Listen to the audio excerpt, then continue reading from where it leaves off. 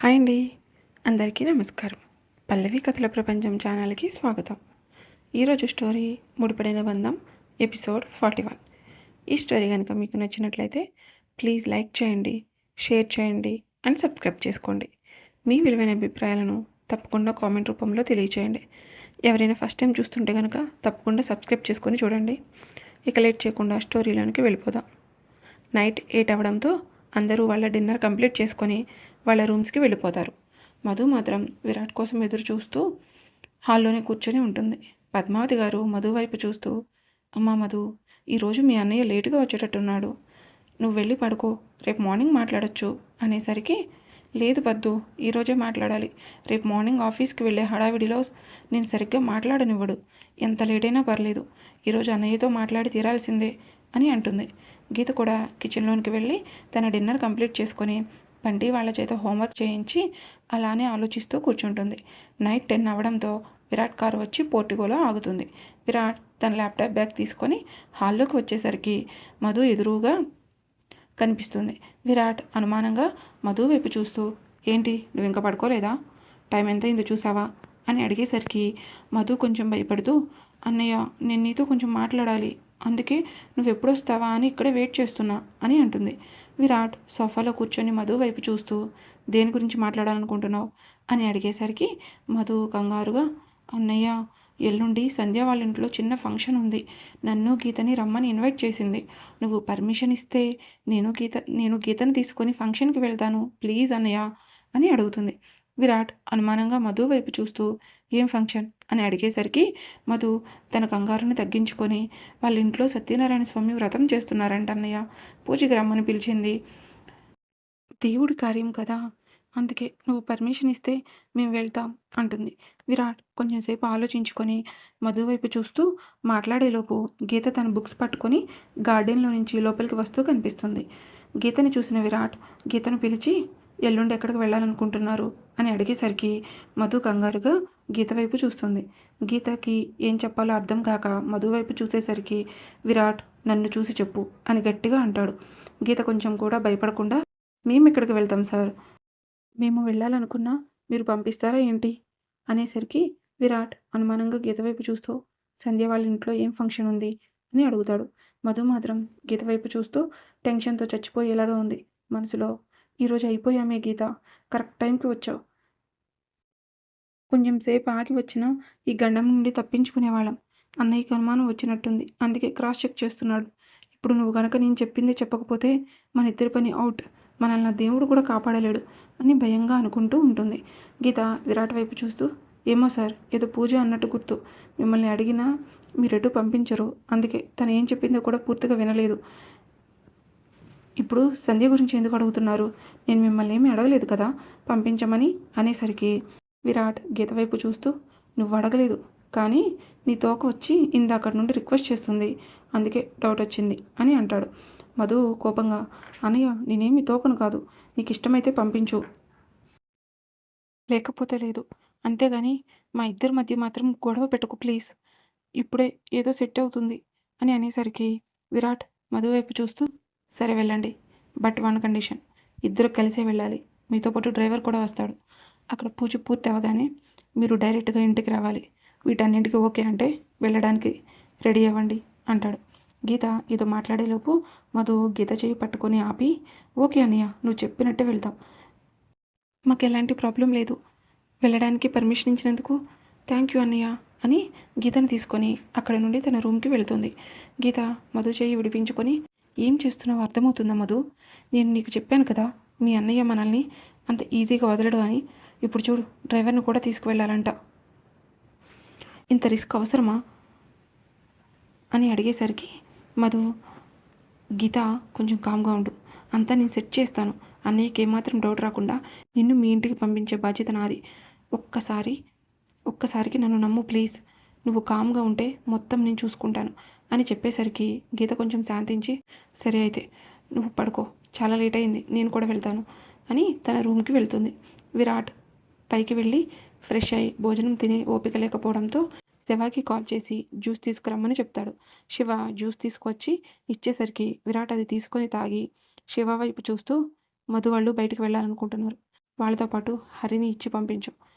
వాళ్ళిద్దరికీ ఎలాంటి ప్రాబ్లం రాకుండా జాగ్రత్తగా చూసుకోమని చెప్పు అని ఖాళీ గ్లాస్ శివకి ఇచ్చి నిద్ర రాకపోవడంతో ల్యాప్టాప్ తీసుకొని వర్క్ చేస్తూ ఉంటాడు.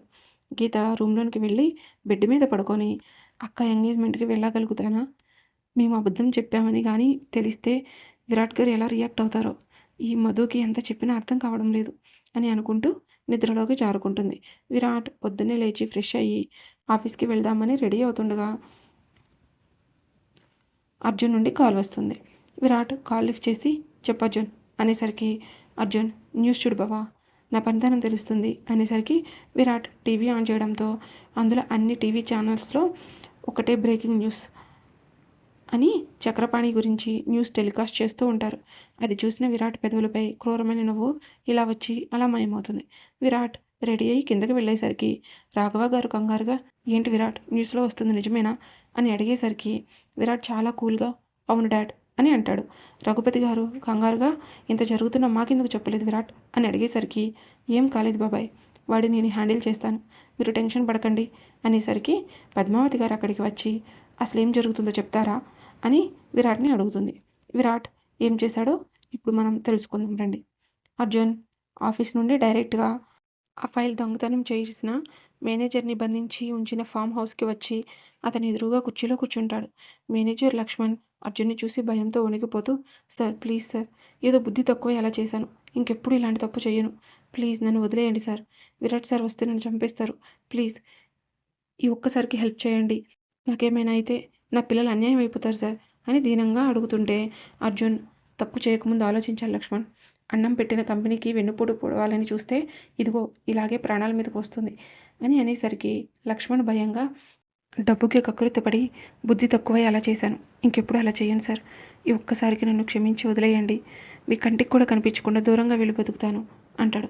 అర్జున్ లక్ష్మణ్ వైపు చూస్తూ, నేను ఒక పని చెప్తాను చెయ్యి, అప్పుడు విరాట్ నిన్ను ఏం చేయకుండా నేను చూసుకుంటాను అనేసరికి లక్ష్మణ్, చెప్పండి సార్, మీరేం చెప్పినా చేస్తాను, నన్ను మాత్రం వదిలేయండి ప్లీజ్ అని అంటాడు. అర్జున్ చైర్లో వెనక్కి కూర్చొని, నువ్వు మీడియా ముందుకు వెళ్ళి ఆ చక్రపాణి నిన్ను బెదిరించి విరాట్ ఆఫీస్లో నుండి టెండర్ ఫైల్ తీసుకురమ్మన్నాడని చెప్పాలి.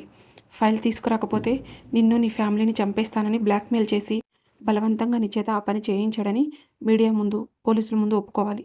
నువ్వు అలా చేస్తే కనుక నీకు ఎలాంటి ప్రాబ్లం లేకుండా విరాట్ చూసుకుంటాడు.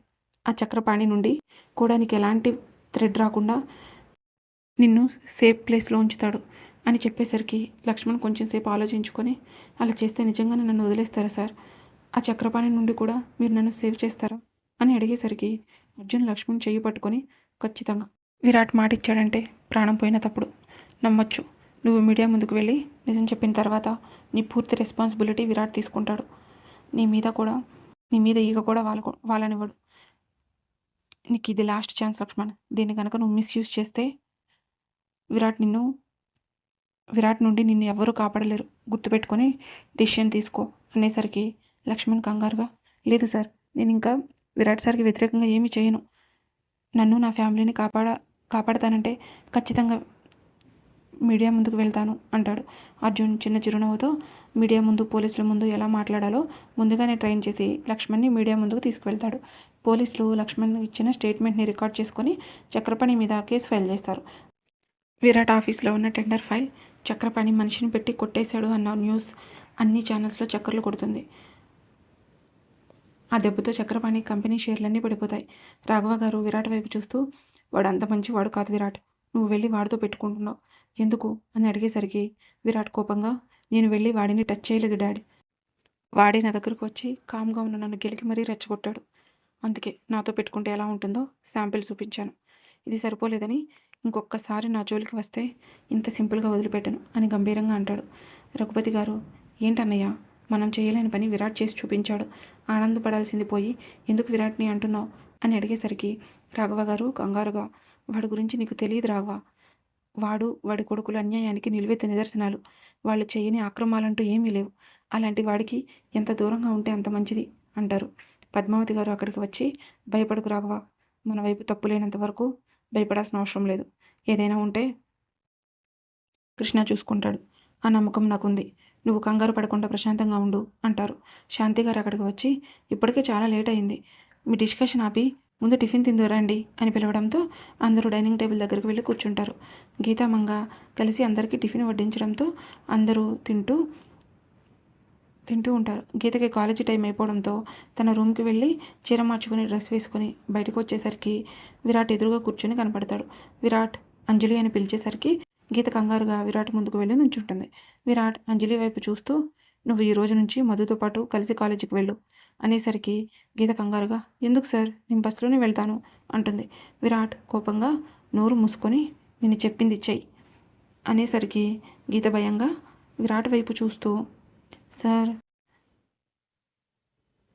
ఇప్పుడు నేను మధు ఒకే కారులో వెళ్తే కాలేజీలో అందరికీ అనుమానం వస్తుంది. ఇప్పటి వరకు ఎవరికి నేను మీ ఇంటి నుండి వస్తున్నానని తెలియదు. మీరేగా చెప్పారు మన పెళ్లి గురించి ఎవరికీ తెలియకూడదు అని. ఇప్పుడు నేను మధు కారులో వెళ్తే ఖచ్చితంగా అందరికీ తెలిసిపోతుంది. అందుకే నేను నార్మల్గా బస్సులోనే వెళ్తాను అంటుంది. గీత చెప్పింది నిజం అనిపించడంతో విరాట్ కొంచెంసేపు ఆలోచించి సరే అయితే నువ్వు మధుతో కలిసి వెళ్ళొద్దు, అలానే ఒక్కదాని వెళ్ళడానికి కూడా వీల్లేదు. నీకు సపరేట్గా ఒక కార్ అరేంజ్ చేస్తాను, డైలీ అందులో వెళ్ళిరా, ఆ కార్లోనే ఇంటికి రా, పొరపాటున ఎవరికి కూడా నువ్వు ఘట్టంనేని మ్యాన్షన్ నుండి వస్తున్నట్టు తెలియకూడదు అని గంభీరంగా అంటాడు. గీత ఏదో మాట్లాడేలోపు నేను ఒకే విషయాన్ని పదే పదే చెప్పను, ఇంకా నాతో ఆర్గ్యూ చేయడం ఆపి నేను చెప్పింది ఫాలో అవ్వు అని గట్టిగా అనేసరికి గీత ఇంకేం చేయలేక ఓకే సార్ అని అక్కడి నుండి వెళ్ళిపోతుంది. చక్రపాణి ఒక రూమ్లో కూర్చొని డోర్స్ అన్ని క్లోజ్ చేసుకొని ఎంత తప్పు చేశాను, ఒక పిల్లకాకి చేతిలో ఓడిపోయాను, నిన్ను వదలను విరాట్, నీ మీద ఇంతకింత పగ తీర్చుకోకపోతే నా పేరు చక్రపాణియే కాదు అని కోపంగా అనుకుంటూ ఆల్కహాల్ తాగుతూ ఉంటాడు. అక్కడికి వచ్చిన చక్రపాణి చిన్న కొడుకు డాడ్ అసలేం జరుగుతుంది, ఒక్క రాత్రిలో షేర్స్ అని అలా ఎలా పడిపోతాయి అని అడిగేసరికి చక్రపాణి ముఖమంతా కోపంతో ఎర్రగా మారిపోతుంది. చక్రపాణి తన కోపాన్ని కంట్రోల్ చేసుకోలేక పక్కనే ఉన్న గ్లాస్ని ఎత్తి నేలకేసి కొడతాడు. అతని చిన్న కొడుకు అయిన శ్రీధర్ డాడీ ఏం చేస్తున్నారు, ఈ పిచ్చి కోపంతోనే ముందు వెనక ఆలోచించకుండా ఇక్కడి వరకు తీసుకొచ్చారు. ఇప్పుడు ఇందులో నుంచి ఎలా బయటపడాలని ఆలోచించండి, ఆ తర్వాత దీనంతటికి కారణమైన విరాట్ని ఏం చేయాలో ఆలోచిద్దాం అనేసరికి చక్రపాణి ఆవేశంగా ముందు వాడిని చంపితే కానీ నాకు మనశ్శాంతి ఉండేలా లేదు. పిల్లకాకి వాడేం చేస్తాడనుకున్నా, వాడు ఒక్క రోజులో నా సామ్రాజ్యం మొత్తాన్ని కూల్చివేశాడు. ఇప్పుడు మనకి లక్ష్మణ్ దొరికితే తప్ప ఈ సమస్య నుండి బయటపడలేం. నువ్వు ముందు ఆఫీస్కి వెళ్ళు, షేర్ హోల్డర్స్ అందరూ గొడవ చేస్తున్నారు, వాళ్ళని సముదాయించి నచ్చచెప్పు. ఇప్పుడు వాళ్ళు కూడా ఎదురు తిరిగితే మనం కంపెనీని రన్ చేయలేం, మన కంపెనీని మూసేయాల్సి వస్తుంది అని కోపంగా అంటాడు. శ్రీధర్ అదంతా నేను చూసుకుంటాను డాడ్, మీరు ఈ ప్రాబ్లం నుండి ఎలా బయటపడాలో అది ఆలోచించండి అని చెప్పి అక్కడ నుండి ఆఫీస్కి వెళ్తాడు. శ్రీధర్ ఆఫీస్కి వెళ్ళేసరికి అక్కడ షేర్ హోల్డర్స్ అందరూ గొడవ చేస్తూ ఉంటారు. శ్రీధర్ గట్టిగా కాసేపు కామ్గా ఉంటారా లేదంటే ఇలానే అరుస్తూ ఉంటారా అనేసరికి అందరూ మౌనంగా సీట్లో కూర్చుంటారు. వాళ్ళల్లో ఒక అతను పైకి లేచి షేర్ వాల్యూస్ అన్నీ పడిపోయాయి, మీరు చేసిన పని వల్ల అందరం లాస్ అవ్వాల్సి వస్తుంది, దీనికి మీ సమాధానం ఏంటి అని అడిగేసరికి శ్రీధర్ వాళ్ళ వైపు చూస్తూ చూడండి, ఎక్కడో మిస్టేక్ జరిగింది, మేమంటే పడని వాళ్ళు కావాలని చేసి మా మీద తప్పుడు ఆరోపణలు చేస్తున్నారు, మేము ఎలాంటి ఫ్రాడ్ చేయలేదు, మీ షేర్స్కి వచ్చిన నష్టం ఏమీ లేదు, ఈ సమస్యని మేము లీగల్గా వెళ్ళి తేల్చుకుంటాము, అప్పటి వరకు కొంచెం ఓపిక పట్టండి, ఎవడో ఏదో మీడియా ముందుకు వచ్చి కూర్చొని వాగితే మీరు దాన్ని పట్టుకొని ఇలా క్వశ్చన్ చేయడం ఏం బాగోలేదు. ఇప్పటి వరకు మన కంపెనీ నష్టాలు అనేవి లేకుండా పూర్తి లాభాలతో నడిచింది, మీ అందరూ సపోర్ట్ చేస్తే మరలా మన కంపెనీని నెంబర్ 1 పొజిషన్లో ఉంచవచ్చు, ఎవరో చేసిన ఎలిగేషన్ నమ్మి మీరు ఇలా గొడవ చేయడం కొంచెం ఆపి మాకు సపోర్ట్ చేయండి అని వాళ్ళందరికీ చెప్పి అక్కడ నుండి తన క్యాబిన్కి వెళ్ళిపోతాడు. చక్రపాణి పిఏ గిరి అక్కడికి వచ్చి సార్, ప్రస్తుతానికైతే వాళ్ళని ఆపగలిగాం, కానీ ఈ సమస్య సాల్వ్ అవ్వకపోతే మాత్రం మనకు ఖచ్చితంగా నష్టం జరుగుతుంది, ఎంత త్వరగా వీలైతే అంత త్వరగా సార్ ఏ తప్పు చేయలేదని నిరూపించాలి, అలా చెయ్యాలంటే ముందు మనకు ఆ లక్ష్మణ్ దొరకాలి, వాడు దొరికితే ఏదో ఒకటి చేసి ఈ కేసుని క్లోజ్ చేయించవచ్చు అంటాడు. విరాట్ తన టిఫిన్ కంప్లీట్ చేసుకొని ఆఫీస్కి బయలుదేరుతాడు. తన క్యాబిన్లో కూర్చొని వర్క్ చేస్తూ ఉండగా అక్కడికి అర్జున్ వచ్చి లక్ష్మణ్ ఏం చేయమంటావు విరాట్ అని అడుగుతాడు. విరాట్ అర్జున్ వైపు చూస్తూ వాళ్ళ నెక్స్ట్ టార్గెట్ లక్ష్మణ్, ఇప్పుడు వాళ్ళకి లక్ష్మణ్ దొరకకుండా సేఫ్ ప్లేస్లో ఉంచాలి, నా గెస్ కరెక్ట్ అయితే ఈ పాటికే వాళ్ళు లక్ష్మణ్ కోసం వెతుకుతూ ఉంటారు. అర్జున్, ఎవరికి ఎలాంటి అనుమానం రాకుండా లక్ష్మణ్ని వాళ్ళ ఫ్యామిలీ మొత్తాన్ని మన ఊరికి షిఫ్ట్ చేయి. అక్కడ వాళ్ళకి సెక్యూరిటీ కూడా పెట్టు. ఎట్టి పరిస్థితుల్లో లక్ష్మణ్ వాళ్ళకు దొరకకూడదు. అలాగే అతని ప్రాణానికి ఎలాంటి హాని జరగకూడదు. నువ్వే దగ్గరుండి అతన్ని ఊరు దాటించేంత వరకు జాగ్రత్తగా చూసుకో అని అంటాడు. అర్జున్, అలాగే బావా, ఆ మేనేజర్ గురించి నేను చూసుకుంటాను. ఈ వీక్ పార్టీ అరేంజ్ చేయమన్నావు కదా, అందరికీ అనౌన్స్ చేయనా లేక పోస్ట్పోన్ చేద్దామా అని అడిగేసరికి విరాట్ కొంచెం సేపు ఆలోచించుకొని ఈ వీక్ అరేంజ్ చేయి, అలాగే మీ చెల్లిని కూడా ఇన్వైట్ చేయి అనేసరికి అర్జున్ నవ్వుతూ, అదేదో నువ్వే పిలవచ్చు కదా బావా, నా చెల్లి హ్యాపీగా ఫీల్ అవుతుంది అని అంటాడు. విరాట్ కోపంగా చూస్తూ, తను ఆఫీస్కి రాకపోయినా తనని టెంపరీ ఎంప్లాయీగా జాయిన్ చేసుకున్నాం, అందుకే పిలవమన్నా, ఎక్కువ ఊహించుకొని ఆనందపడుకో అని ఎటకారంగా అంటాడు. ఈ రోజుతో కథ ఇంతటితో ముగిసింది. మరలా నెక్స్ట్ ఎపిసోడ్తో కలుసుకుందాం. ఈ స్టోరీ కనుక మీకు నచ్చినట్లయితే ప్లీజ్ లైక్ చేయండి, షేర్ చేయండి అండ్ సబ్స్క్రైబ్ చేసుకోండి. మీ విలువైన అభిప్రాయాలను కామెంట్ రూపంలో తప్పకుండా తెలియచేయండి. ఎడిటింగ్ మిస్టేక్ వల్ల వాయిస్ కొంచెం బ్రేక్ అయితే వచ్చిందండి. ప్లీజ్ దయచేసి అర్థం చేసుకోండి. Thank you so much for watching.